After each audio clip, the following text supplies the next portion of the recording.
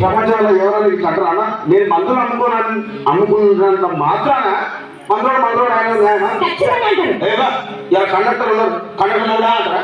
Police ఆయన ఉన్నాడు, police మూడా అంటారా? ఎందుకంటారు?